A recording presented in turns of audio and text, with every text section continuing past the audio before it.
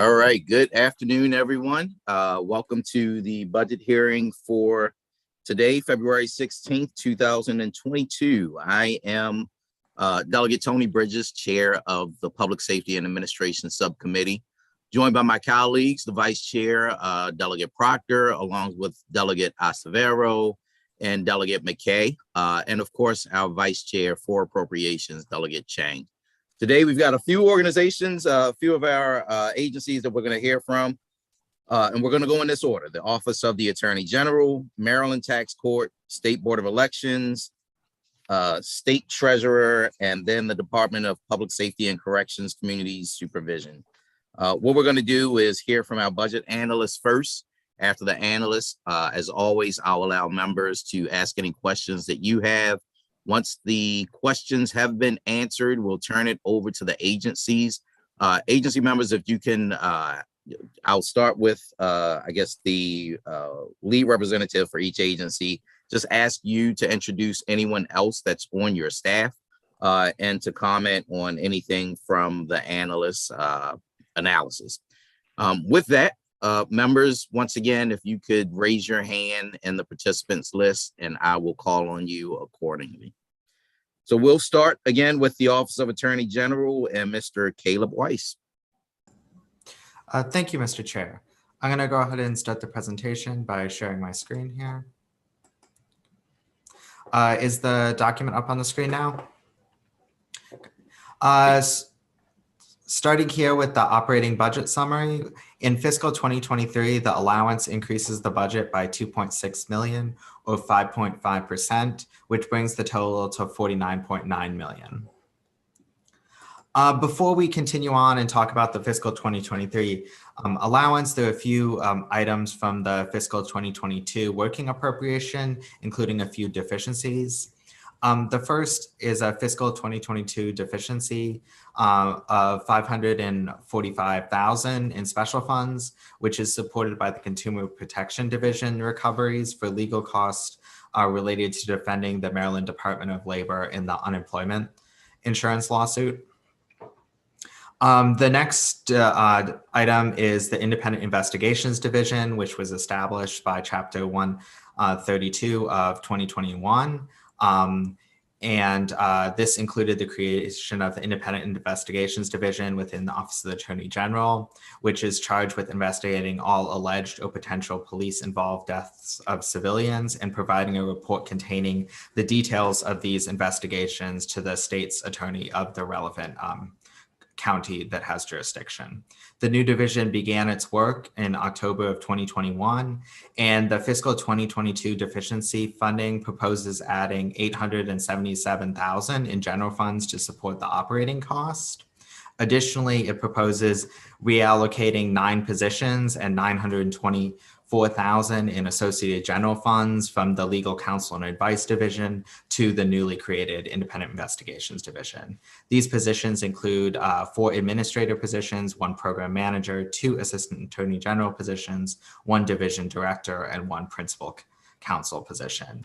The fiscal note for the bill estimated that the division would require 22 additional staff and cost approximately $2.4 million in fiscal 2022, which would increase to $3 million by fiscal 2026. The fiscal 2023 allowance provides the Independent Investigation Division with nearly $1.9 million in general funds. And we ask that OAG should comment on the current personnel levels for the Independent Investigations Division and if additional staff are required to fulfill the division's objectives. Additionally, DLS recommends adopting committee narrative, requesting a report detailing the work of the division over the course of its first year of operations. Moving down here to Exhibit 1, which is related. This includes the new investigations, existing investigations, and potential investigations each month for the first 3 months of the operations of this new division. Moving ahead to the fiscal 2023 allowance, this is the overview of agency spending. As you can see here, legal counsel and advice and the Consumer Protection Division comprise the two largest areas of spending within the agency at 24% and 20% respectively. And you can see here, I'll just pointing out because we just talked about it, 4% over here for the Independent Investigations Division at roughly 1.9 million. Moving ahead, the funding for the Senior and Vulnerable Adult Asset Recovery Unit. We're asking that OAD should comment on the status of this recovery unit and if any functions for the new unit are currently being fulfilled by existing divisions within the Office of the Attorney General. For the proposed budget change, as you can see here, personnel is a large amount of the budget change with turnover expectancy, the largest. And on the next page, you can see the non-personnel related changes in the budget as well.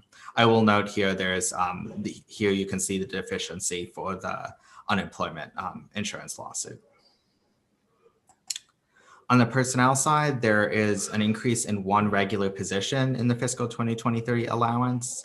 That position is a net increase of one assistant attorney general position in legal counsel and advice. This position is necessary to aid in the implementation of chapters 76 of 2021, which provides compensation and benefits to individuals who have been wrongfully convicted and incarcerated for crimes they did not commit.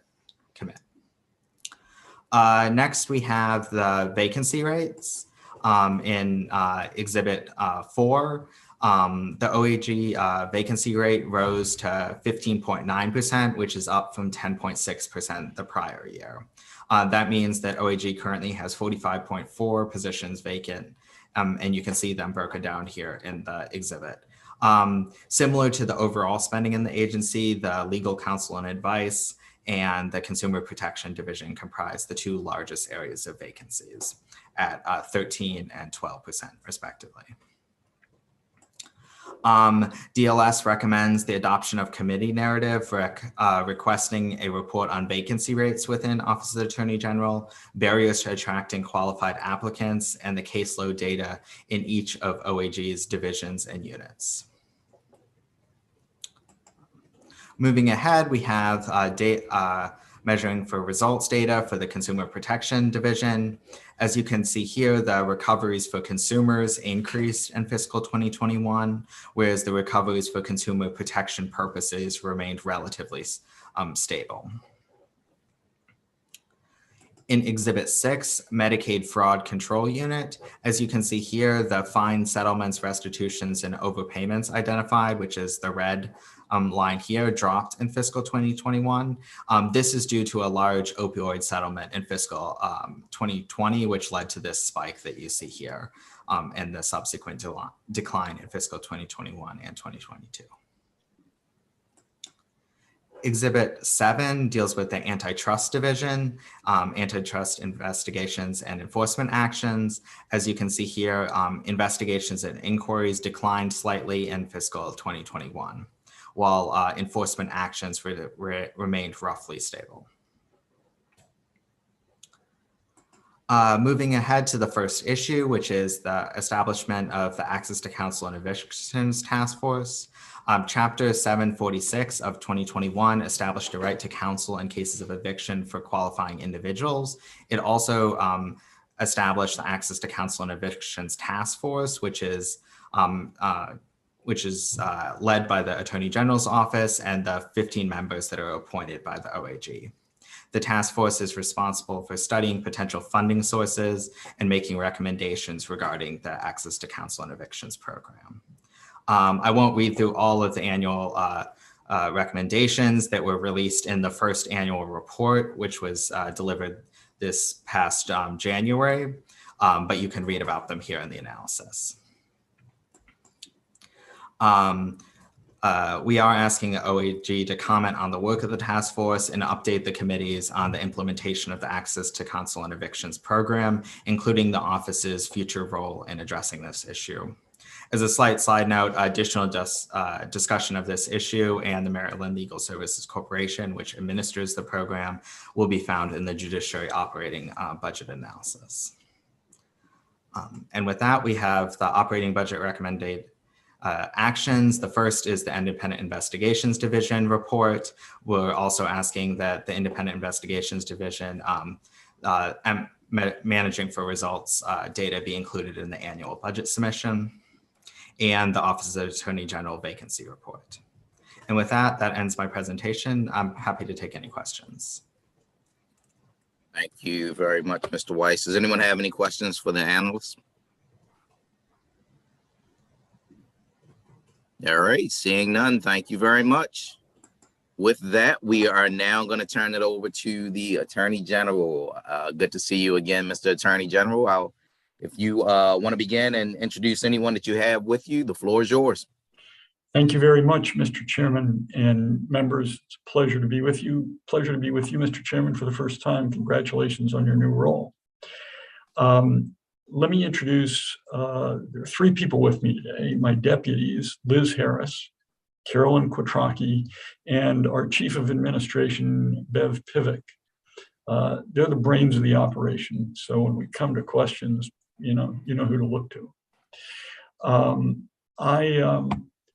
I guess since I also want to thank Caleb Weiss. Pleasure to work with him and appreciate the time and effort that he put into this. And since we're here to talk about money, I'd like to highlight some of the cases that we've handled in the past year that have or will bring in substantial amounts of money to the state. We entered into an $18 million settlement with the Royal Bank of Scotland to resolve claims from the financial crisis era that the RBS misled investors in its issuance of residential mortgage-backed securities. This followed our $20 million settlement with Wells Fargo and our $95 million settlement with Deutsche Bank. This past year, we won our tobacco arbitration, which will bring in an additional $6 to $18 million to the state. Yes, come in. I'm sorry? Yeah, we'll vote at the end. Yep. No. Yep, Just a good. random. Got it. We had a case against McKinsey and Company for its advice to Purdue about opioid marketing, and we recovered $12 million from them to be used for opioid abatement, addressing the opioid epidemic throughout our state. And we have just entered into a settlement with the opioid distributors, McKesson, AmerisourceBergen, and Cardinal Health that will pay, we hope, Maryland and its subdivisions up to approximately $318 million, while we also entered into a settlement at the same time with Johnson & Johnson, an opioid manufacturer, that will pay the state and the counties and municipalities about $75 million. Those are just the cases over the past year in which we recovered more than $10 million. I'd like to say, we're a profit center. The better resourced we are, the better job we can do in terms of recovering money for the state and for our citizens. Let me talk to you about 5 issues in particular that were addressed in the analyst's report. First, we hope you'll reject the recommendation that our office pay the costs of outside counsel that was needed to defend the governor's decision to cut off unemployment insurance benefits for Marylanders. It's about $1.5 billion. Plaintiffs sued. They ultimately won. The money did come into the state. The governor was represented by outside counsel, but it's unprecedented. We think dangerous to cut our budget when we determine that outside counsel is necessary due to a client's actions. Requiring us to pay is unjustified, and it exacerbates what's already chronic underfunding of our office. Second issue that I want to talk to you about relates to our Independent Investigations Division. Last year, you all gave us the authority to investigate any and all police-involved fatalities throughout the state. After 4 months of operation, it's become clear that we have a crucial need for additional staff, particularly additional investigators. The General Assembly created this independent unit to earn greater confidence from the public about those investigations. And while we receive assistance and we're working extremely well with the Maryland State Police, full reliance on that police force does not meet the goal that you've set for us or obtain the same results. First of all, state police are underfunded and backlogged. It takes them 18 months to bring on someone new. And so they've taken folks out of existing positions and use them to help us. But we still believe we need 3 additional investigators, 2 additional attorneys, and 1 additional administrative support position. Based on the caseload that we're seeing, we're already, if you just use these 4 months, you would estimate that we would have 35 to 40 incidents a year. But in fact, we're on track for much more than that, because most of these issues arrive during the warmer months, especially in the middle of the summer. So we think the caseload is going to be extremely large, and we will need additional help. Third issue that I want to talk about is access to counsel funding. Under the statute, the Maryland Legal Services Corporation is primarily responsible for implementing the Access to Counsel in Evictions program. Our understanding is that in the absence of funding for the program, there have been only modest increases or only modest progress toward its implementation. MLSC identified some existing funds that can be used for the initial implementation of the program, consistent with the recommendations of the Access to Counsel and Evictions Task Force. MLSC has issued a request for proposals for program evaluation and publicized a job listing for a program coordinator. With the Department of Housing and Community Development's recent announcement of funding from the ERAP 2 money that's being allocated to legal services, we anticipate and hope that implementation efforts will accelerate in the coming months. Once program implementation efforts begin, the task force will need to develop more concrete plans for undertaking its oversight and evaluation functions. Under the law, our primary role is to appoint members to and provide staffing for that task force. And with the support of that staff, the task force is operating largely independently from the Office of the Attorney General. And we will continue to appoint new members as appropriate, and like the task force, we support an annual allocation in the budget for the program, and we'll continue to advocate for that and any other appropriate sources of funding. Let me address the vacancy issues in our office, and we hope you will give us a break and not require us to submit an additional report about our recruitment, retention, or vacancy challenges. Like everybody else during this pandemic, we're seeing folks leave in droves. First of all, our salaries are not competitive. It's not merely that they're not competitive with private firms. We're way, way, way short of that. We're not competitive with the federal government.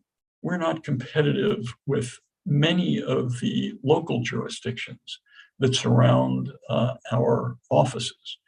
I had one of our best people in consumer protection resign maybe 6 months ago.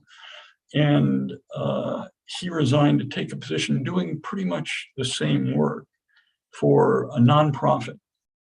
And he took that job with a $75,000 increase over what we were able to pay him. And that's for a nonprofit. We face the same thing, as I said, we're 25 to 50% lower than some of our local subdivisions. And our folks perform a range of sophisticated legal work in the areas that range from public finance to real estate to information technology, public-private partnerships, complex environmental work. These folks can walk out the door of our office any day of the week, go into private practice and make 3, 4, sometimes 5 times as much money as they make working for us. Our enforcement divisions, like consumer, like securities and antitrust, bring in recoveries. We are in all of these areas competing against the private sector and other governments to recruit and retain experienced attorneys, auditors, legal assistants, and investigations. We just can't keep up. Qualified attorneys with a desire to engage in public service want to work for us. We get to the end of the line, interviewing them, they're enthusiastic, and often they just can't afford to take the job. If they've got kids that are getting ready for college, if they have kids in college, it's pretty much out of the question unless they've got another source of income. Qualified attorneys for our office leave for better paying positions literally every day of the week. We did a salary study, I think it's now 2 years old, that we submitted to the Department of Budget Management, and we will send to you. It reflects what I've been telling you, but it's 2 years behind the times, and the problems have gotten much worse.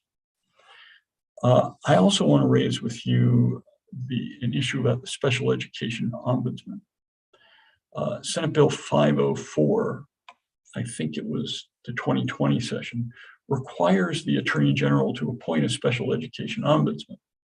The Ombudsman is directed to set up a toll-free number, operate a call center for parents, for teachers, other interested parties who need guidance on rights, on the services and the rights that are afforded to special needs children in public schools. We've asked repeatedly the Department of Budget and Management for a pen and funding for us to fulfill this requirement, and we've received nothing. We have no existing resources to shift to this position to meet this requirement.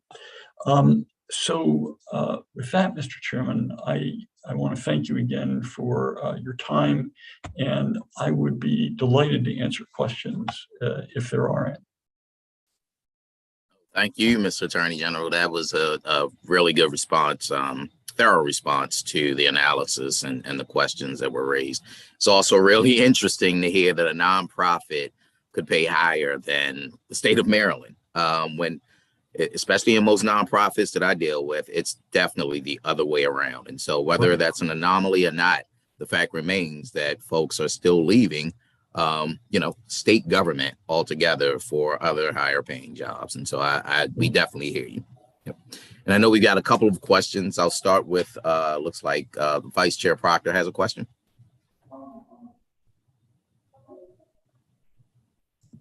Thank you, Mr. Chair. And thank you, Attorney General Frost. I want a very simple question, I think. With the settlements that you've been able to get from various companies, do they come with specifics as to who can use them and what they can use them for? So thank you for the question, Madam Vice Chair. The answer is sometimes. The opioid settlements come with restrictions. They're to be used for opioid abatement. And we also have a state law that was passed in 2019 that directs the monies from these settlements go into a state opioid abatement fund. So those monies are restricted. Some of the monies that go directly to the subdivisions are not so restricted, or at least they can use some percentage of the monies they get for things other than pure opioid abatement. With respect to the general consumer protection recoveries that we receive, they are supposed to go to, or they've traditionally gone to our office if it's a penalty. We have a consumer protection fund that funds the work of the division. Its budget is about $5 million a year. It usually brings in a lot more than that, but in penalties, those monies would go into the Consumer Protection Fund. That money gets taken by the Department of Budget Management, and though not recently, by the General Assembly to fill gaps. And it always puts in question our ability to continue to perform that vitally important function. Because it's not just vital that we bring in the money, it's that we protect consumers from the predators who are out there. And, you know, in case you hadn't heard it anywhere else, there are hundreds of thousands of people out there whose full-time job it is to steal your money and to steal the money of your constituents. And our consumer protection plays a vital role in preventing those folks from being successful. So with respect to most of the settlements that we get go into the general fund, but you know, some of them, like consumer protection and opioid settlements, go special places. Okay, thank you. Thank you, Vice Chair. Delegate McKay. Thank you, Mr. Chair. I would like to file a formal complaint. I think Delegate Proctor is looking at my cheat sheet. She's asking questions that I wanted to ask, and I just don't think it's fair. But I don't know how maybe she's got my office bugged. I don't know. But I'm pleased to follow up on some of her questions that she asked for me. Couldn't have it any better. Mr. Attorney General, thank you again for your presentation, sir.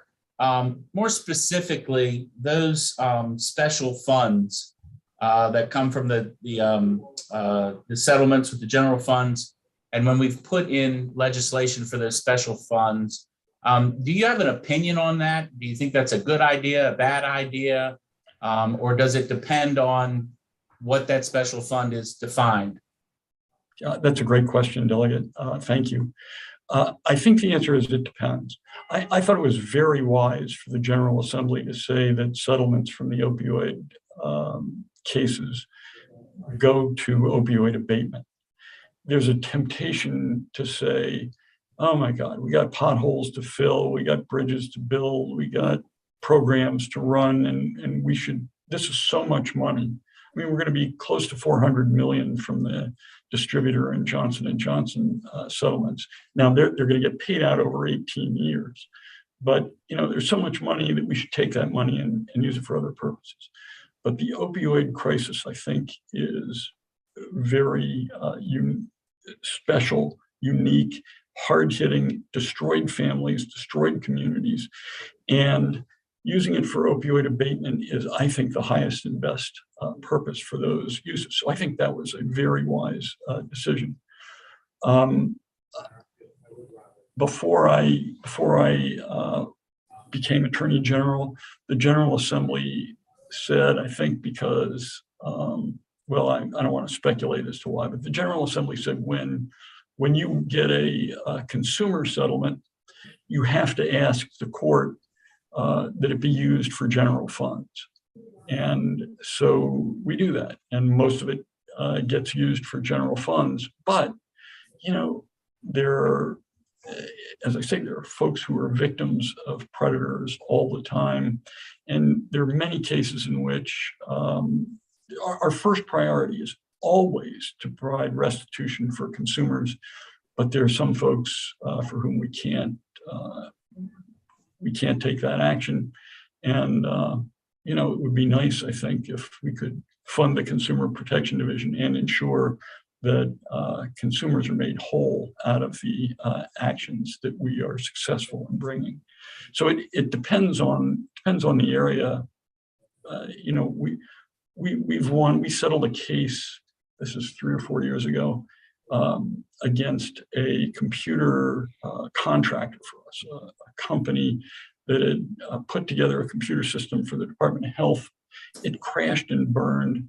We got a settlement from them of $81 million. That goes right into the general fund. That makes sense to me. So it just depends. If I may, Mr. Chair, follow up. Yeah. Thank you, sir. So with the opioid abatement, obviously substance abuse affects the oral health of a lot of these people.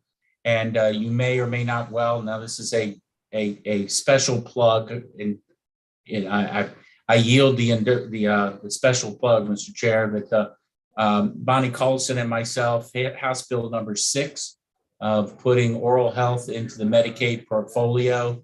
Some of the reasons that we've come up with or avenues of funding it would come from some of these special funds. And I'm glad to hear about the opioid abatement would fit with that. So we may be looking for you for a wink and a nod that you might be happy with that. So, but I indulge and get back to the subject on hand. Thank you, Mr. Chair. Thank you for your indulgence, and thank you, Mr. AG. Thank you, Delegate. Thank you, Delegate. Way to sneak that one in there. Any other questions for the Attorney General? Seeing none, I don't know if you have any last comments you want to make for your last budget hearing. First budget hearing for me, but your last budget hearing altogether. I don't know if you have any closing or final comments. Well, I just want to say, Mr. Chairman, I have appreciated the deference, not the deference, the collegiality, the consideration that our office has received from this subcommittee and from the Appropriations Committee for the past 8 years. You guys, I know you have a tough job to do, and deeply appreciate the consideration that you have given us, and look forward to working with you for the next 10 months, 11 months, and hope we can do great things together, continue to do great things together. Thank you. Absolutely. Thank you. And thank you for your responses. As a committee, subcommittee will definitely take a look at those as well. Thank you. Thank you. That will end the budget hearing for the Office of the Attorney General. We will now turn our attention to the State Treasurer's Office. And before we ask the good State Treasurer to come to speak to us, we'll have an analysis by Mr. Patrick Frank. Good afternoon. You should be seeing the analysis document on the screen right now. The State Treasurer's budget is a fairly stable budget. I'll go right into the analysis then. Just interesting, our first exhibit is a pie chart that shows kind of a breakdown of where the expenditures are for this office by object. As you can see, $6.8 million is salaries and wages. So 1 out of every $8 is spent on the employees. The rest of the money goes to contractual service, and the most of it is, the biggest share is fixed costs. Those fixed costs basically are insurance premiums that for the state insurance program that the treasurer administers. And as you can see here on this pie chart, this shows the revenues that the treasurer is getting. The treasurer gets some general fund revenues for administrative things, but also does charge for certain things. The most conspicuously, I suppose, is the insurance coverage, which is, for the coverage itself, is 73% of the budget, and another 6% of the budget is insurance management. So it seems like 4 out of every $5 here is spent on the insurance program, which clearly, from a dollars and cents standpoint, is the largest program in the agency. The treasury management that does things like it's like I call, the keeping the state's checkbook, I guess, is the way I think of it, is they do cash management and pay all the bills for the state. And also that has the debt management and lease management programs in it as well. Like I said, spending is pretty stable, but there is one large change, and that is the money spent in insurance premiums is going to go up by $1 million. And I'll have an exhibit for that in a few minutes that shows why that is happening. The rest of it's fairly stable, as I said. This to continue the theme of vacancies and the trouble that state agencies have, this is another agency that has some high vacancies right now. And as you can see from this chart here, they used to be between 7 and 14% is what the range used to be. Since the pandemic, the vacancy rates have been over 15%, and it's especially high recently, and that obviously is in part due to turnover when you have the first new treasurer in 18 years, is to be expected. To break this down a little further, I took a look at how long some of these positions have been vacant, and although some have been vacant for 2 to 3 years, most of them is fairly recently, and most of the vacancies have become vacant within the last year. And also, just to kind of give an idea of the breadth of the problem, what this chart does here is it takes a look at the vacancies by grades.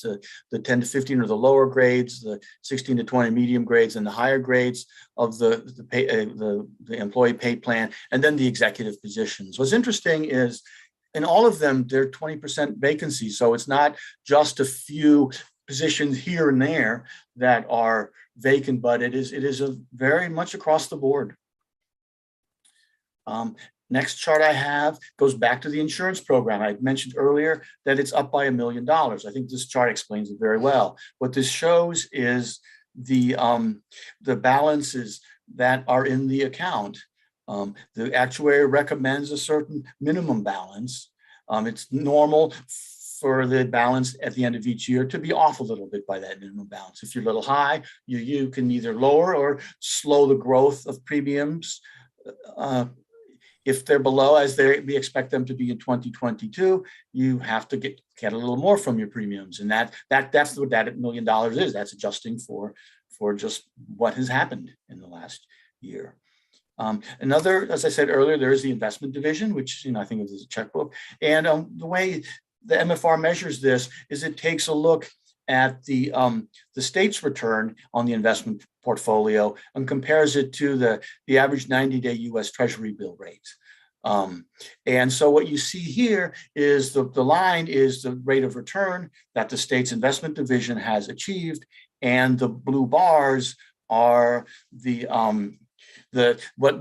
metrics that they're compared against. And it's interesting, and it's actually pretty easy to explain why why 2019 they was less. And what happens is part of what the state treasurer does when managing this portfolio is, a lot of it's cash that you can write a check for tomorrow, but also they buy, 90-day, 180-day, and all other kinds of instruments to lock in the rates. And also those rates tend to be a little bit higher than your overnight rates. And so as a long-term strategy, you'll earn more money if you have some of your cash in some of these instruments that are not just overnight instruments. As a result, if interest rates were to rise like they did in 2019, you're stuck with it and you cannot adapt as quickly. Conversely, if the interest rates decline, then you're in great shape because you've locked into higher rates on a lot of these things. And so what you see is that, I went back, I think 2010 was another year where this was kind of, in a sense, the state performed less than the metric. And then the reason for that was, as in this year, it was a period in which at the end of the recession, all of a sudden the Federal Reserve started increasing interest rates. And of course, that's what happens. And so it didn't perform. But I think the way to look at this is, I almost think of it, if you use a sports analogy, is each year is kind of like a game. And if the red line is above, then state wins the game. If it's below, then state loses the game. Now, what happens is the state wins 9 out of every 10 games. We're never going to be undefeated, but the state does win most of the games. Now, in 2017, that was a big victory. 2019, you lost. But basically, with this strategy, they end up making more money in the long run than they would have. But it so happens that every few years, especially after a recession, when rates go back up, that you might lose a little bit and not do as well. But it certainly it seems like a sensible strategy. Final comment is going to be the recommendation, which is to concur with the governor's allowance. I do have an update on the local government investment pool fund balance, if anybody's interested, but I'll skip that and conclude my remarks and take questions. Great. Thank you, Mr. Frank. Do any of the members have a question for the analyst? All right, seeing none, thank you very much for your analysis. I will now turn it over. I will now turn it over to our state treasurer, who I am seeing twice in one day for his very first meeting with this subcommittee, but not his first meeting with appropriations, and certainly won't be his last, but at least your first meeting with me. So, Mr. State Treasurer, it's great to see you again, and the floor is yours. Thank you, sir. And I'd like to say thank you to the subcommittee as well for having me here today. You all have the full testimony, so if I remember correctly, I won't read that to you all, but rather what I'd like to do is just highlight a few points from within that testimony. So again, let me start off by thanking Mr. Patrick Frank for his detailed analysis of the agency's operations. I certainly appreciate that. As well, the agency concurs with the governor's allowance and the DLS recommendation. Let me go directly to staffing, and I think the Attorney General sort of highlighted the issues that's going on with staffing, and obviously it's nothing unique to to our agency. That it's a national issue. What I'll say is this: know that I am concerned about, and I share that concern with our high vacancy rate, which is the product of the pandemic, what we call the Great Resignation. It was my understanding that a number of folks were thinking of retiring before the pandemic started. And I think it sounds like once we went to the work from home model, that delayed some resignations. And once the state treasurer's office returned to in-office, then some of those delays were executed. During my time here, we have hired 6 people, and we've since that January 1 date that Mr. Frank referenced, since that time, we've hired 6. We are expecting to onboard 1 more really soon. But we're continuing to just deal with those unique challenges. So I won't belabor that point other than just to say, we recognize it's an issue. It does impact operations, so we are aggressively trying to fill those vacancies and make whatever modifications or adjustments that we can to attract and retain. Secondly, the analysis mentions the delay in cost increases associated with the information technology upgrade. With the recent cybersecurity attacks, we are more committed than ever to modernizing our IT infrastructure. Those costs, as I've come in, we're certainly trying to, keep those reined in and make sure they aren't any more than what they need to be. But as we've seen with, and we have a legacy system around here, so that involves problems with security patches and upgrades that could lead to breaches. So we're working on that, and we are committed to getting that done. The analysis also mentioned the insurance premiums for state agencies will increase by $1 million in fiscal year 2023 to keep the state insurance trust fund at its recommended actual level. I would note that this kind of increase is not unusual and is a result of a hard insurance market and the state's loss history. I mean, that's just, those are just facts. And so we have to work within those parameters. Fourth, the analysis notes that the state treasurer's office investment portfolio performed better than the average 90-day U.S. Treasury bill rate for 10 of the last 11 years. First of all, I don't know what happened that 1 year we didn't go 11 for 11, but we are pleased by that. And our conservative and attentive approach to investment, we believe, continues to serve the state well. So I'll just close by, again, thanking you for your consideration of the state treasurer's office budget. I have a couple of members of my team here, Laura Addis and Sissy Blase. They are here to help answer any questions that you all may have. Thank you very much. We definitely appreciate that. And thank you for having your staff on here to assist as well. For the members, do you have any questions for our state treasurer? It looks like we do, at least for, Mr. Treasurer, I was trying to actually get everybody to haze you once again. And I think some of Mr. Chairman, I have the 125 questions all prepared for the state treasurer. Do you want me to just to switch all the way down to 125, or shall I do you the might as well just alphabetical go order through the first? list. Okay. If you're interested in some water or snacks, or Mr. Treasurer, you probably ought to request that now, because you'll have a good 20 minutes. Maybe 30 minutes by the time we get halfway through. Understand, sir. Mr. Chair, I don't have any questions, but I'd like to move to restrict funds. I don't think anybody's seconding that for you. Now, Mr. Treasurer, I definitely want to thank you for being here and for your report today. We appreciate you. Again, this is your first budget hearing with me, and it won't be the last. So I look forward to working with you. Thank you all. I appreciate your time and your consideration. Thank you.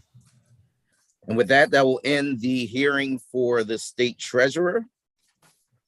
We will now move on to Maryland Tax Court and Mr. Caleb Weiss. You can give us the analysis, please. Thank you, Mr. Chairman. I'm going to go ahead and share my screen here to start the presentation. Okay. Can everyone see the screen?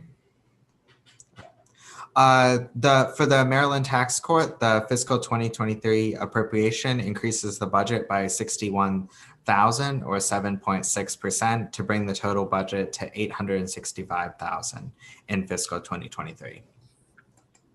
For an overview of the agency spending, 90.9% of agency spending is on personnel. This is similar to past years. Contractual and state service charges comprise 5.4%, and the remaining 3.8% is supplies and other expenses. For Exhibit 2, the change in budget, as you can see here, almost the entire change in the budget in fiscal 2023 is driven by personnel. This includes the accrued leave payout, health insurance, and retiree health insurance premiums. Here you can see the Exhibit 3 is the tax court clearance rates. In fiscal 2023, the 8-month clearance rate dropped, while the 12-month clearance rate remained relatively stable. Given the importance of virtual hearings during the COVID-19 pandemic, we're asking that the tax court should comment on ongoing efforts to get the regulations changed to allow for virtual hearings in the future. The regulations were changed on an emergency basis during COVID-19 to allow for virtual hearings. However, making those permanent changes is ongoing. Exhibit 4 here is the tax assessment appeals rate. As you can see, in fiscal 2021, the rate dipped to 1.1% from 1.9% the prior year. In the recommended action section, DLS recommends concurring with the governor's allowance. And that's the end of my presentation. I'm happy to take any questions.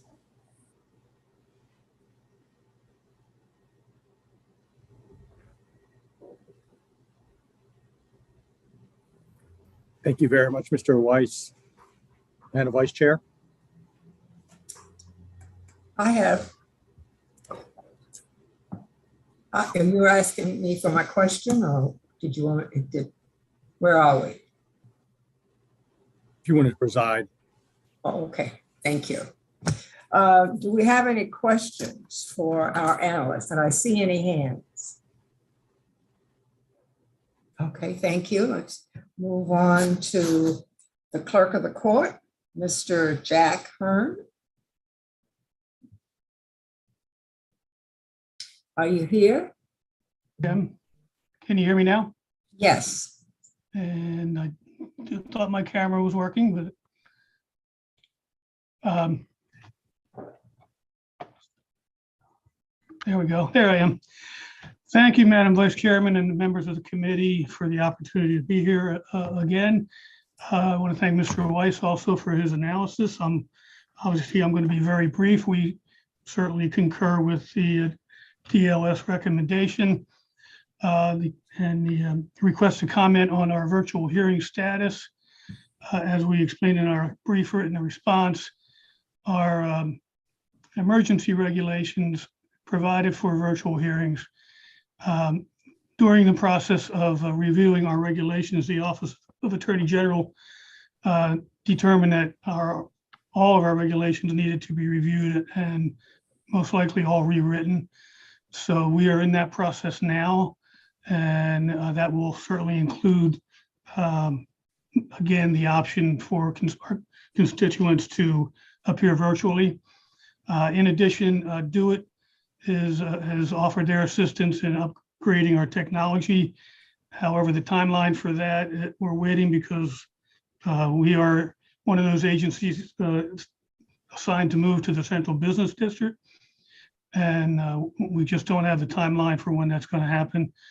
The regulations we hope will happen by the end of the year. And with that, I'm here for any other questions. Thank you very much. Do we have any questions? I have one question. With your tax court, how many judges are, or do you call them judges per se? How many are assigned to the tax court and how many may be on the bench on any given day? Okay, the statute, our enabling statute provides for 5 judges. They're appointed by the governor and they have 6-year terms. They are determined geographically and politically also. As far as hearings, we will have most weeks, let's go by weeks, we will mostly have 6 to 7 dockets of hearings going each week. Not, each judge will have their own docket and then another judge, or then there might be 2 or 3 for depending on the difficulty of the appeal. I hope that answers. Yeah.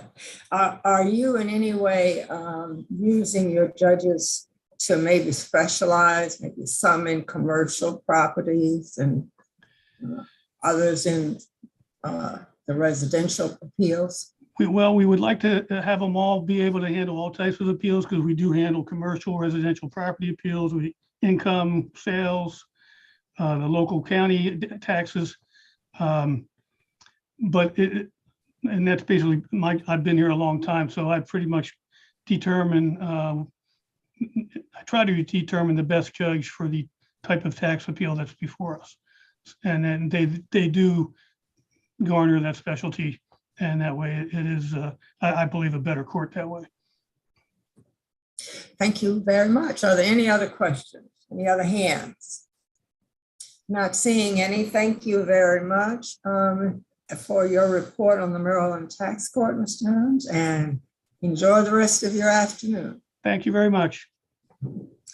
Now we'll move on to the analyst for the State Board of Elections, Grace Pedersen. Thank you. It's my pleasure to present the State Board of Elections Fiscal 2023 budget analysis. The budget decreases almost $2 million from fiscal 2022, and this comes down to a number of different factors. Mainly the primary election being funded in the fiscal 2022, and then the general election being funded in fiscal 2023.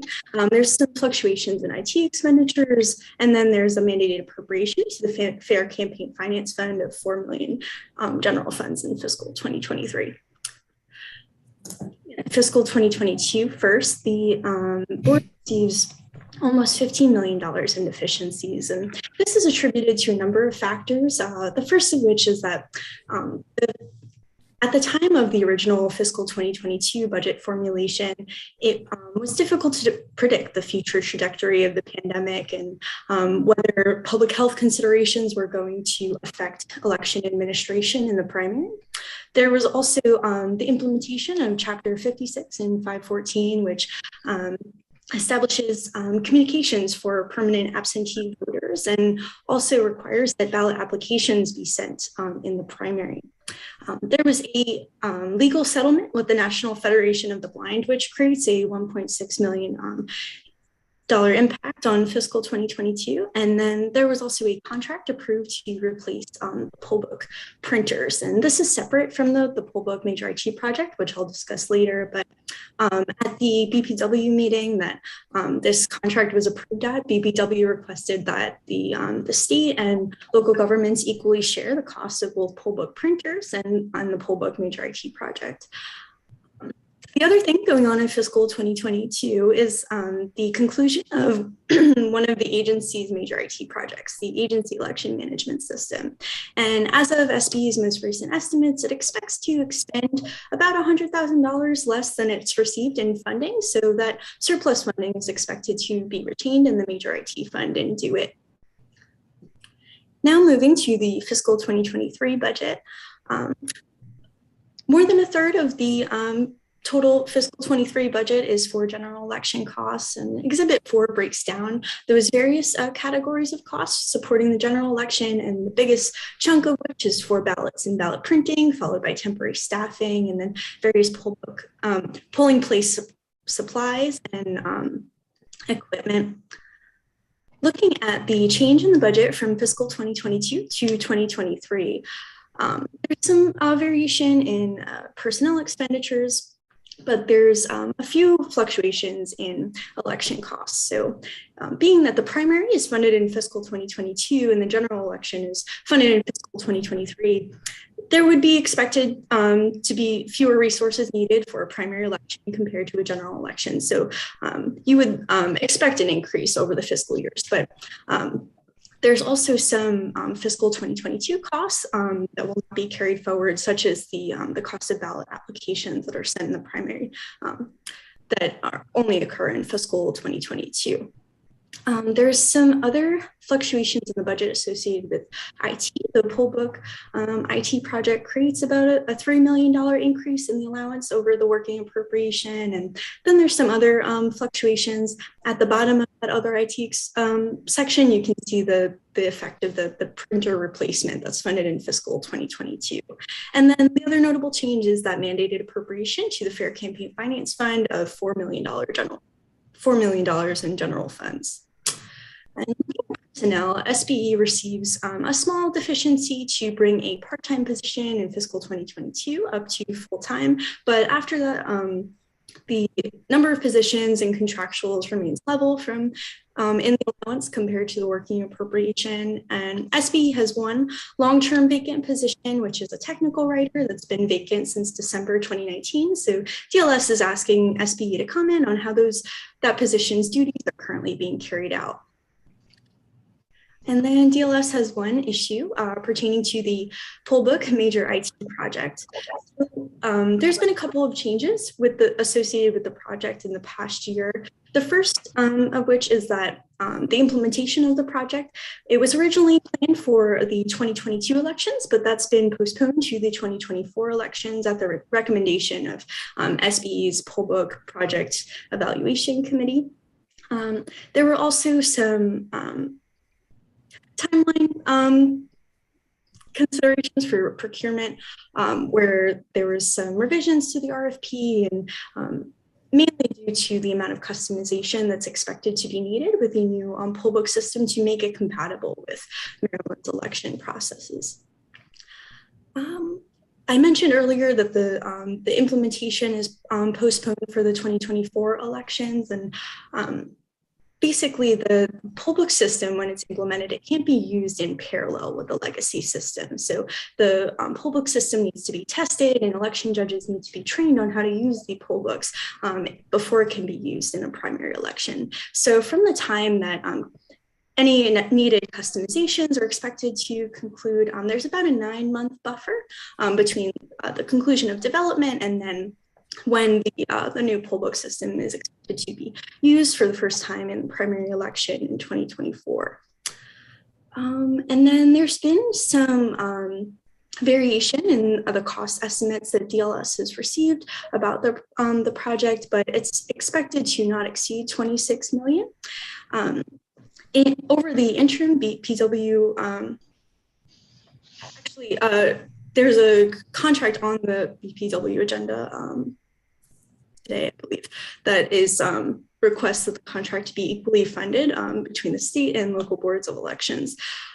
However, the governor's budget books anticipate more costs to be borne by the local boards of elections, which does not align with the contract as proposed before BPW. So given the uncertainty in the cost estimates, and then the project is expected to be in development in advance of, throughout fiscal 2023, DLS recommends requesting quarterly reports on the IT project's development and spending. And then there's just an update on the implementation of redistricting and the risks associated with legal challenges, the risks that are posed to the timeline of the implementation. So that concludes my presentation. I'd be happy to take any questions. Thank you very much. Any questions? Any questions for our analysts? Seeing no questions, could we just move on to Ms. Linda Lamone? Good afternoon, and thank you very much for this opportunity. Madam Vice Chair, I'd like to introduce two members of my staff that are here today. If any questions come up that I can't answer, and that's my deputy, Nikki Charleston, and my Director of Finance, Shelley Holland. First of all, I'd like to thank Grace. Excellent, very thorough discussion of what's going on over here, and I truly appreciate it. As she pointed out, the project for the poll books was initially set to implement for next year, but we have delayed it till 2024. And Grace has given you all the very valid reasons for doing that. We need to customize the software to deal with the way Maryland handles elections, i.e. we have a centralized way of doing it. We have same-day registration. We have some accessibility issues that need to be addressed. And almost as importantly, the people that are going to be using it, the local election offices and their poll workers, need to be able to thoroughly test it and have a mock election before we actually go live. Secondly, again, the analysis accurately describes the challenges that the local boards of elections are facing to implement the reapportionment plans that were adopted by the General Assembly. We're constantly keeping in mind that May 14th is really our election day, because that's the federal deadline to get the ballots out to our military and overseas voters. With that, on page 12, the analysis is asked about the vacant position. We are in the final stage of recruiting for this position. We submitted a request to reclassify it on June the 30th of last year, and we finally got the approval on December the 6th. So we immediately started the recruitment process, and we have interviews scheduled for the candidates that have applied, and the technical writing duties of that position are being performed by a project support and internal resources. So they are being addressed. And then DLS recommends the continuing to track poll book project development activities and expenditures through quarterly reporting. That discussion is on pages 15 and 16, and I concur with that recommendation. And with that, Madam Chair, Vice Chair, I'll be happy to answer any questions that you or the committee may have. Thank you very much. Thank you. Are there questions for Ms. Lamone? Any questions? Anybody's hand up? I did, I think I remember correctly, in the budget, I think there was like 100,000 for security. And given all of the I'll say noise we're hearing in the media at this time? Do you feel that you'll have to have extra security, or how are you seeing that? Well, I'll let Nikki chime in, but we are keenly aware of the security issues here at State Board of Elections, and we have a dedicated staff to make everything as secure as possible and to monitor what's going on. And we have several federal partners that also assist us in that endeavor. Nikki, do you have anything you want to add? Sure. So for the record, Nikki Charlson with the State Board of Elections. So I think, Vice Chair, you're referring to the $100,000 we have for a specific contract, and that is for managing our security services and monitoring our systems. But that's not all. As the administrator said, we have staff, so that's a different line item. So it's really woven into many contracts that we have and a lot of what we do. So I would say that while that 100,000 is definitely security, it's not the only pot of funds that we are using to monitor our systems and make sure that we're on top of things. Glad to hear that. Thank you. Thank you. Not seeing any other hands, not seeing any other questions at this time. I would say thank you very much, Ms. Lamone and your staff. And please, everyone else, I'm sure we're all very thankful for your information. And on behalf of the chair, I just want to say good evening to everybody and enjoy the rest of your day. Madam Chair, oh, never mind. Sorry. Do we need? Mr. Sorry about that. We are ready to move on to the next agency.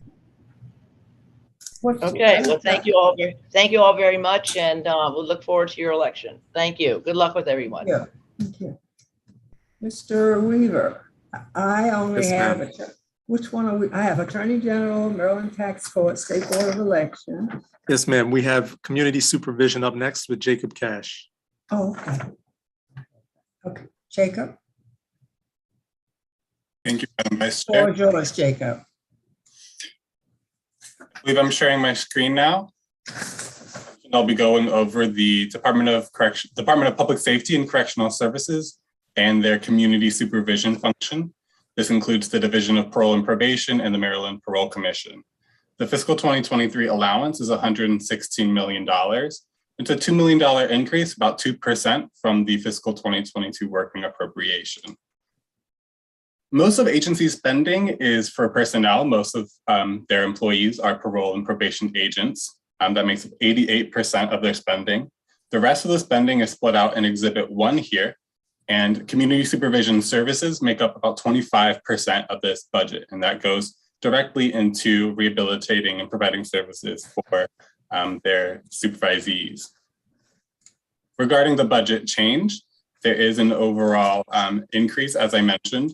Most of those are in special funds, which is for DDMP, and most of that change occurs in retiree health insurance and employee health insurance. But there's also a decrease in regular earnings associated with fewer people on staff with high grades, so people that have been in long time with many promotions make more in salaries than those who are lower on the scale, as well as turnover adjustments adding almost $1 million to the budget.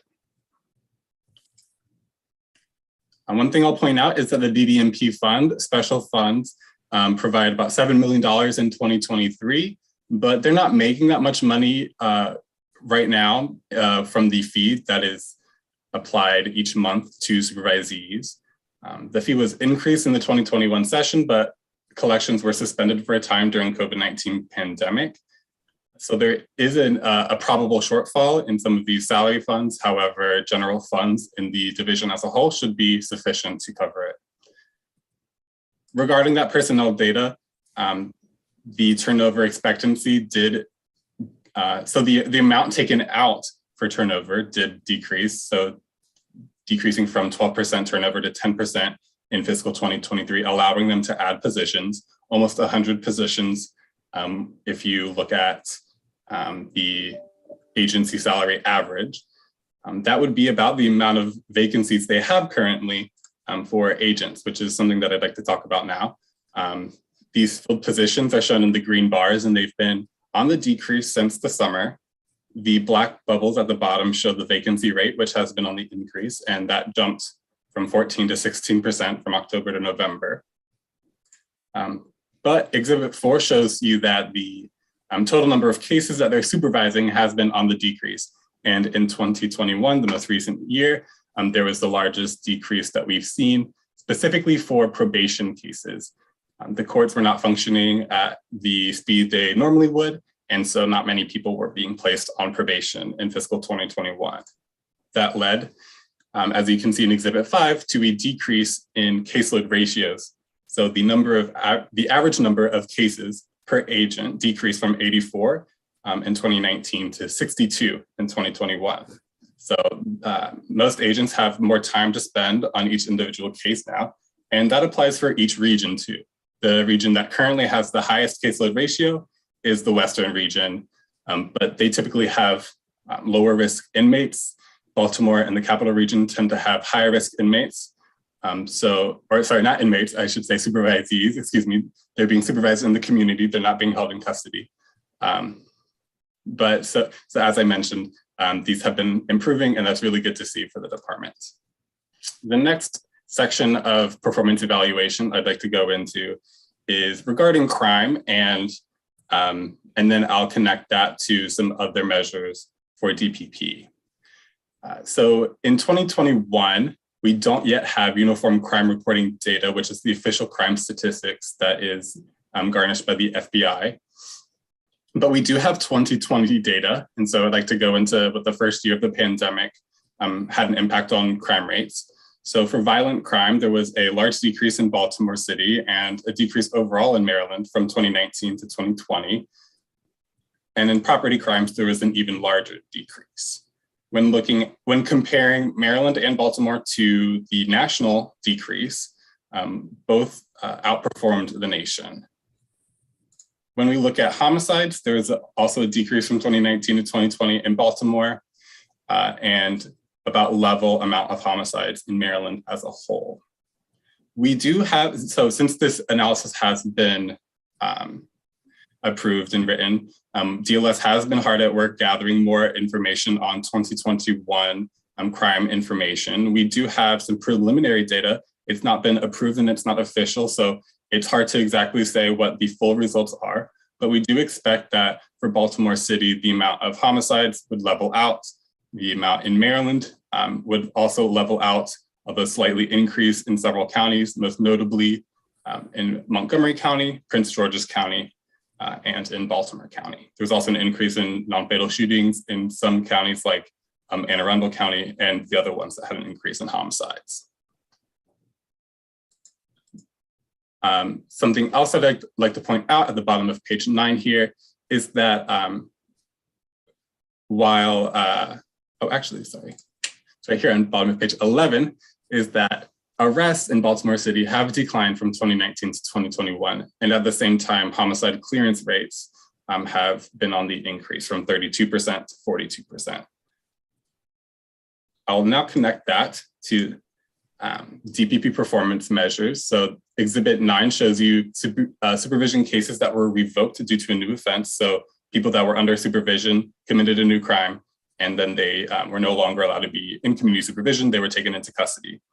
That number and that percentage is at the lowest point for all three categories: parole, mandatory, and probation cases for 2021. And when we look at supervision cases closed satisfactorily for fiscal 2021, we also see the lowest number of cases closed non-satisfactorily, and we also see the highest percentage of cases that were closed satisfactorily. So overall, this does tend to show that DPP is keeping up with the offenders under their supervision, at least from the data that we currently have, and at least that those supervisees are not corresponding to an increase in crime. There are some future steps, though, that DLS thinks could be focused on to improve the situation. Crime is elevated, especially for violent crimes in Baltimore City and other urban areas in the state. So something that we think DPP could focus on is reducing vacancies among agents, supervisors, and support staff to increase the quality and efficiency of the supervision that they provide. We also think that those supervisees who may be at risk of being victimized could be identified and provided more attention from DPP. And this is something that's not currently a component of their risk and intake assessment tool. We also believe that that DPP should be reporting on those who were victimizing crimes during supervision and the number who are charged for crimes after release from supervision, so that we get a better picture of the outcomes from their programs. And we think that enhanced assistance services, along with more collaboration among the various community partners and decision makers, would improve the quality of supervision. There's one recommended action for this agency. DLS recommends to continue asking for the caseload report that's been provided in recent years, providing very valuable information on each region and office, their caseload ratios, and breakdown of cases by risk assessment. So with that, there's a few more appendices that you can check out, but my presentation is concluded, and I'd be happy to answer any questions that you might have.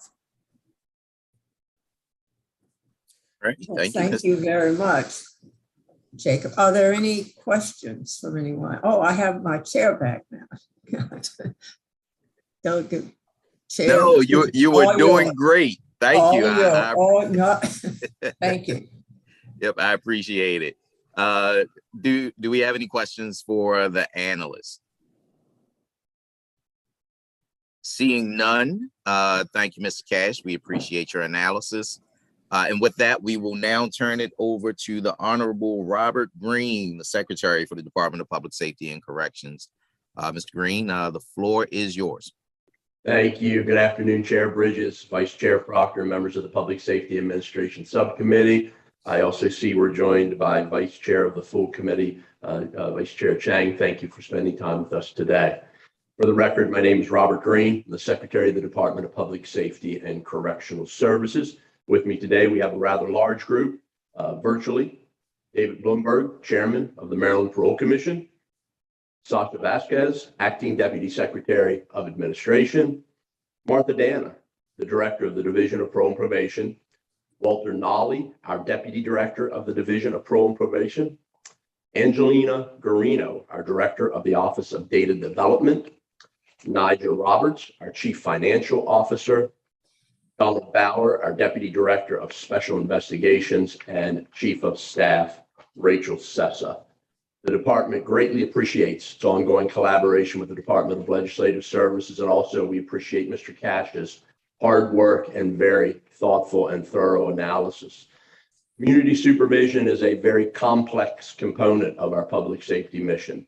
It involves many stakeholders working in collaboration with the courts, local law enforcement, and the many community services that are required to help people live successful lives. This analysis was especially meaningful. It was very insightful for our team as it addressed those complexities in a very clear manner.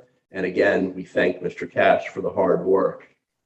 I'd be remiss if I didn't start every testimony thanking and recognizing the employees of our department, every employee of the Division of Parole and Probation, every agent, every employee from mountain to shore throughout this pandemic in the face of very, very uncertain times, persevered, they found a way forward, they maintained supervision, and they did incredible work. We thank our employees. There have been some inaccurate narratives that have been perpetuated around community supervision and the work that we do, and with claims that many and or most suspects in Baltimore City's homicides and shooting cases were under parole and probation supervision at the time of their alleged crimes. I believe this analysis, the facts, help us to clear that narrative up. It is inaccurate to review and view rearrest of a supervisee as a failure of community supervision.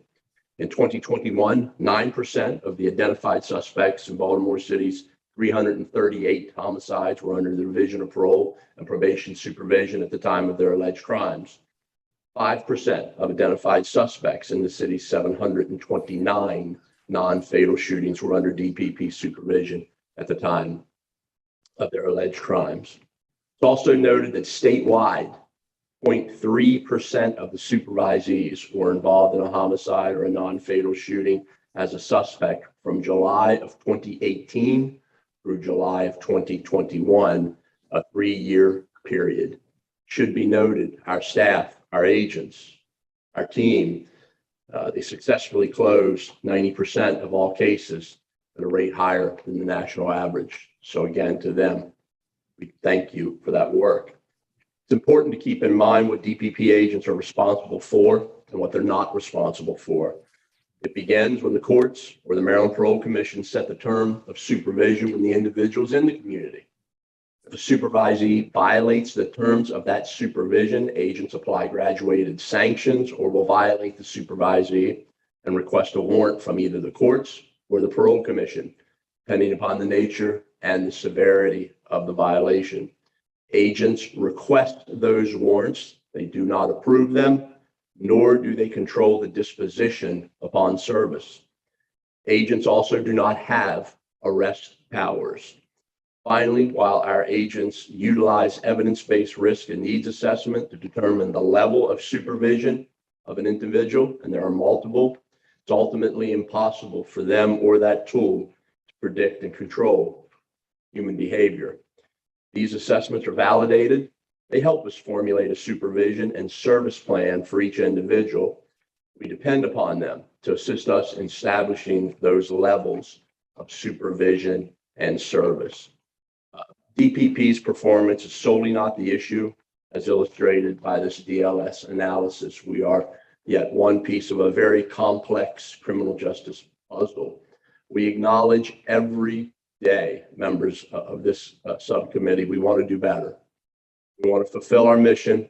We want to be part of the larger criminal justice system. We want to be successful. We collaborate, coordinate, we cooperate with every entity across the state because our citizens deserve nothing less, and it's the mission of this department. So with that, we concur with the recommended actions and are certainly ready to answer any questions that you may have. Thank you, Mr. Chair. Thank you, much appreciated. Are there any questions for the secretary?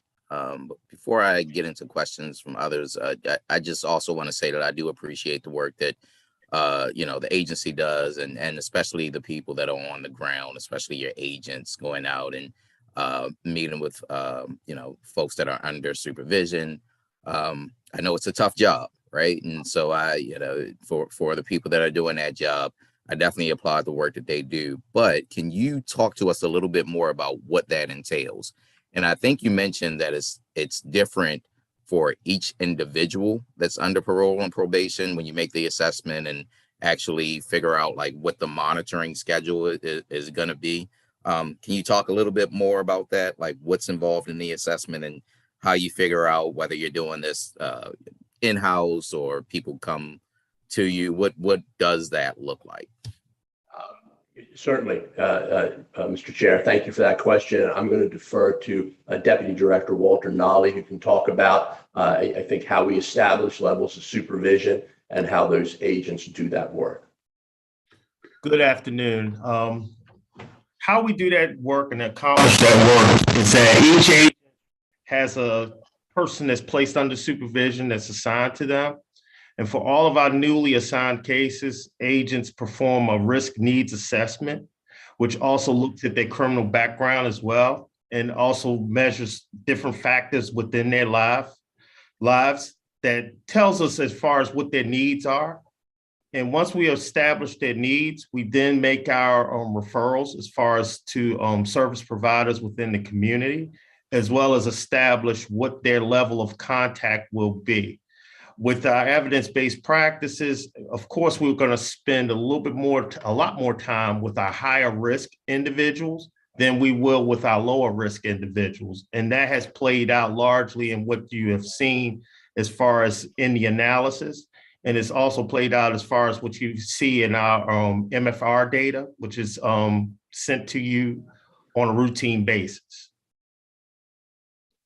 And I would add to that, if I may, Mr. Chair, in these extraordinary times, watching how our agents have engaged community service, engaged state service. We've heard about vacancies, but we've all experienced the last 24 months, and it's beyond vacancy. So it's being able to connect people, connect them to that myriad of services, whether it be housing, employment, supportive services, things for their children. It's this very holistic approach that I've learned from these agents. It makes the difference. It's a wraparound life service plan. So to that end, we just focus on reemerging from what we've experienced, reconnecting with everything that's possible and reimagining what the future can be as we help people change their lives. Yep, no, I appreciate that response. And again, with the, I know it's a really tough job, and for the agents as they're coming in, I just wonder also about cultural competency as well, and what sort of training is done to make sure that the clientele that they're servicing, they can actually relate to. So if you can talk about that a little bit. Certainly. Thank you for that question, Mr. Chair. We acknowledge we want to hire more agents. We want to fill those vacancies that we've heard others today on your hearing so eloquently talk about and where they are. So to that end, we are working diligently there. We don't have a choice of whether we fill them or not. In a public safety mission, our clientele comes to us. We don't quite frankly ask for them or recruit them. They come to us, and we need to be able to service. So directly around the curriculum at the Agent Academy, I know this year we've completed 5 or 6 agent academies. I can provide to you the full curriculum, but there is aspects that address obviously cultural competency, understanding of the communities that we work in from mountain to shore and who we are dealing with. But if you would accept that, we would provide you that full curriculum. Mr. Chair. Yep, that'll be fine. That's definitely. Do I see any more questions from the committee? All right, seeing none, that will, oh no, we do have some folks that are signed up to give public testimony as well. But with that, Secretary Green, I don't know if you have any final or closing comments before we turn it over to the other panel.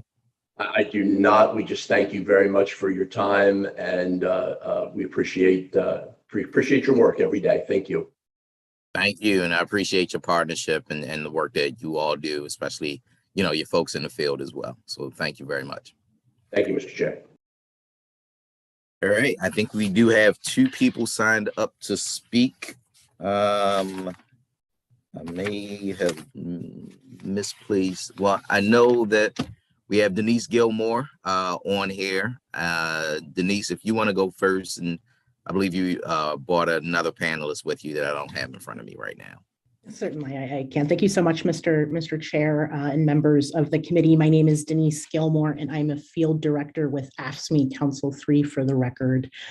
We represent 30,000 state employees, including those in community supervision under the Division of Parole and Probation. They obviously play a vital role in our public safety, as you've just heard. I wanted to also highlight that, they've been on the front lines this entire pandemic, doing truly fantastic work, despite not being eligible for the COVID-19 response pay that the Department of Budget and Management, extended from March 2020 through this month. So, that is something that we're obviously disappointed by. We think our community supervision agents, have been in close proximity, obviously, with the clients that they serve, like other classifications that got it. So we do want to highlight that. I want to highlight 3 other quick positions before I hand it over to Ms. King. The first is around caseloads, and under the heading of caseloads, we have 2 main concerns. These aren't new, unfortunately, but the first is, we still take issue with how the department, reports on caseloads. What they do is they take, the total number of cases and divide it by, the pins that they have. As you heard, within a case, each individual case is very complex. You've got high risk individuals, you've got low risk individuals. Assigning, the same weight to each of those cases in a general supervision caseload, we just don't think is an accurate way to reflect what the actual workload is. And so we are very interested in continuing to work with the department, working with this committee to come up with a more accurate assessment of the workload within the Division of Parole and Probation. Because what we hear, constantly that caseloads are going down, but from our members, their lived experience very much suggests that no one feels like their cases are going down. And in fact, what we hear mostly is that they're very unmanageable. I mean, there are cases upwards of 200 in some counties right now. With our parole and probation agents. The second part that I want to highlight is around vacant PINs. There was some reference to this, but we definitely want to continue to ring the chorus on the need for additional PINs for clerical staff and intake staff. Currently, our agents are spending critical time that they could be in the field supervising their cases in the offices doing clerical and intake work. They do a duty day a week. That's 8 hours a week, 32 hours a month. That's 32 hours a month that they're doing clerical and intake work that they're not supervising their cases.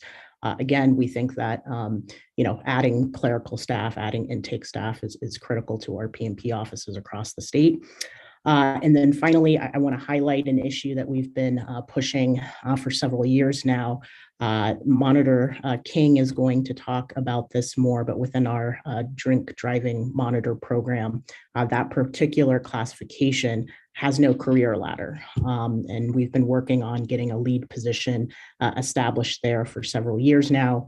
We respectfully disagree with the Secretary's assessment that this position is not needed because in his words, there's no longevity issue among the monitors. The majority of the folks that are resigning have between 15 and 30 years in. Something we would offer to this committee, not just around this budget, but all budgets. If we've got employees who are that close to retirement resigning, things are really bad. And think that, that's happening in obviously our DDMP program, but we're seeing that all over the state right now. And so, we're happy that there are some long overdue raises in this budget finally, but we're in a very, very large hole. And we just think more can and should be done to address these issues that we have currently. So I want to hand it over to Keisha King. She is an executive board member for our PMP local. Thank you very much, Mr. Chair.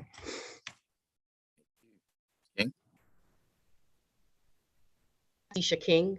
I'm a proud member of my ASME Local 3661.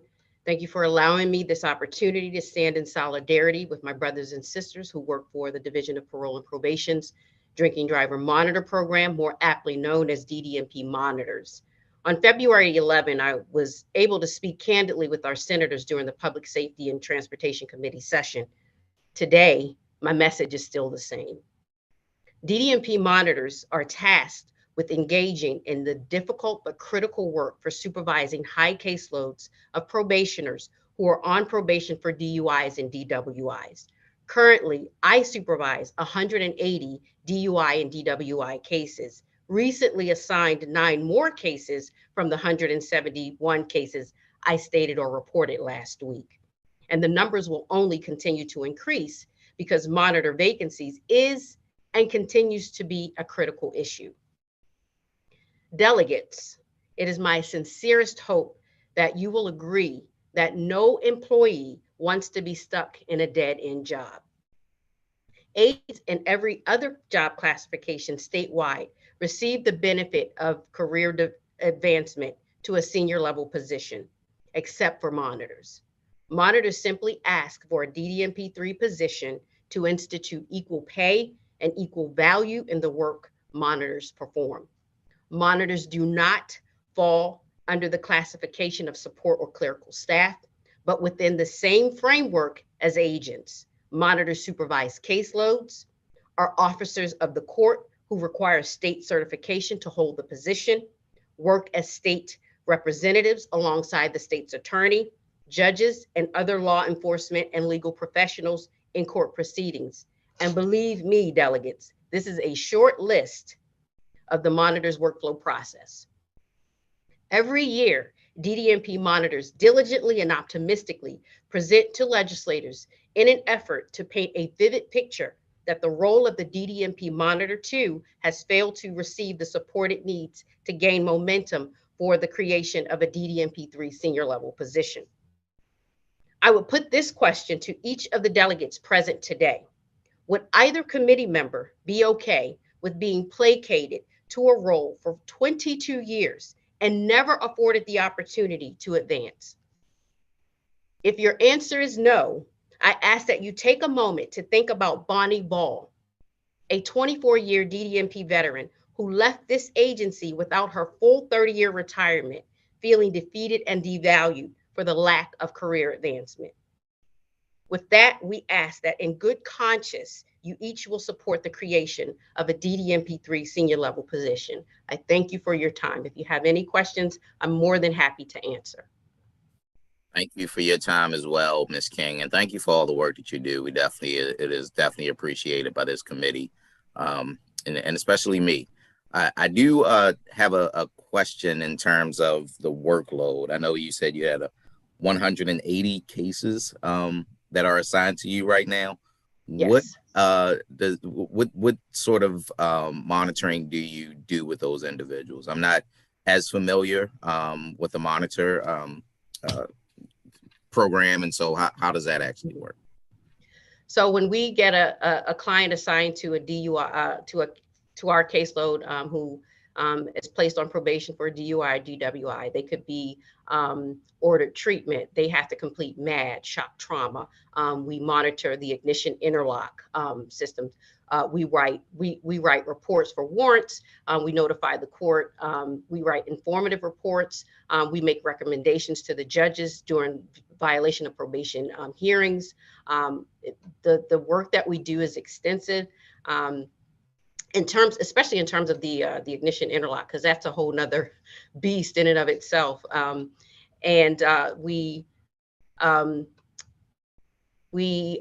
course, we work with the lawyers, the state's attorneys. We make sure that our clients find the resources they need for drug treatment, alcohol treatment. We do drug testing in the office, alcohol testing. So it's a number of tasks, I think, that are not considered in terms of the work we do. The only thing that we don't do in terms of the work that we do, aside from what agents do, they do home visits. We do not. Monitors do not conduct home visits. But we do risk assessments. We have a DDMP assessment that we have to follow. They do an LSIR. So we go from an initial screener to a DDMP assessment instead of an LSIR. But the work is as extensive as agents. So we do a lot in terms of the work that we do. No, it definitely sounds like it. And I don't want to make a crazy assumption, but are you regional, or do you have 180 individuals just for one local jurisdiction? Well, the issue is that in the region that I'm in, there's only a very few monitors in my office. There's only 4 of us. And so I monitor 12 zip codes. Okay. So I could be on the intake schedule anywhere from 2 weeks to a month getting cases. And again, I started when I spoke before the senators last week, it was 171. I'm up to 180 now. So, and I do have some cases that need to be closed, but the numbers are always high. We always have high caseloads. I have a monitor coworker. I think her caseload right now is 208 cases, active cases. Gotcha. And it doesn't sound like there's ever a cap. It just depends on the number of agents and the number of, folks that are on DUIs or DWIs, correct? That is correct. That is correct. Yeah. Do you have anything else that you want to relate to this committee? I just really impress upon this committee to look at the role, the scope of the responsibilities of monitors in the light that it needs, and that we should not be devalued in terms of the work that we do. And if every job classification has a senior level position, why doesn't the monitors, why aren't we afforded the same opportunity? Thank you so much for your presentation today. And thank you again, Ms. King, for all the work that you do, and Denise as well. Thank you both for the work that you do and for bringing this to our attention. It's definitely appreciated. Do any of the members? Sorry, Delegate Bridges, I'm sorry. I wanted to, before we close, I wanted to just throw out that the DDMP fees, we never suspended those during COVID.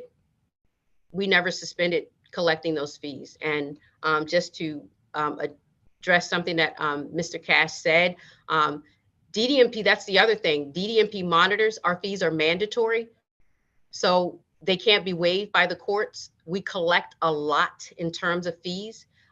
He said we were on target for 2023, I believe, to make about $7 million. If we're bringing in that kind of money, why are we not afforded, the opportunity to step up to a senior level position? The money should be there somewhere to afford to give us a DDMP3 position. Thanks for bringing that to our attention as well. Yes. Okay. Do any of the members have any questions for Ms. Gilmore or Ms. King? Seeing none, thank you once again for your time. We definitely appreciate you. Thank you. And that will end the budget hearing for Department of Public Service, Community Supervision. However, members, we are not done with our work today. We're going to go right into a voting session. And we are going to vote on House Bill 391, false claims. Ken, do you mind? Yes. Yeah, sure. I can lead it off and give you a quick summary of the bill so we can get rolling. So HB 391, this is from Delegate Bartlett and was requested by the Attorney General. This is HB 391, false claims, civil penalties or damages, exceptions to general fund deposit by comptroller. So basically what this bill does is it requires that any civil penalty or damages collected by the state under the Maryland False Claims Act that affects certain special funds, namely the state pension plan, the state employee and retiree health and welfare benefits program, as well as the transportation trust fund. This bill requires that any funds won in court be returned to those affected funds rather than the general fund. So there are a few amendments that you all did receive. Amendment 1 is technical. Amendment 2 establishes a false claims fund designed to support the Attorney General in prosecuting these type of cases. And it also clarifies the name of a fund governing the state retirement system. And then lastly, there's an amendment that prevents funds in the false claims fund from reverting to the general fund. So the Senate recently passed this bill as amended, and the vote was unanimous. We have, I see Delegate McKay has a question. Yes, sir. There's my mute button. There you go. Thank you very much. Just got a quick question. So do we have like an example of something that these, like, do we have an example of said how the funds deposit into these funds? Sure. Yeah, absolutely. I spoke directly to the Attorney General's office and got a number of examples. So one example that they gave was, say an investment manager was getting paid by a state agency to work with the agency's retirement or pension funds, and they commit fraud. After the Attorney General wins, that money could conceivably go into the general fund and not back to the pension fund. Okay. So this makes things a little more direct and a little more streamlined. And then another example given during the bill hearings in the Senate was that if a county board of education, which technically is a state agency, if they hired a contractor to, say, build an addition to a school, and the contractor didn't complete that work but took the funds, those funds could go back to the general fund rather than the system.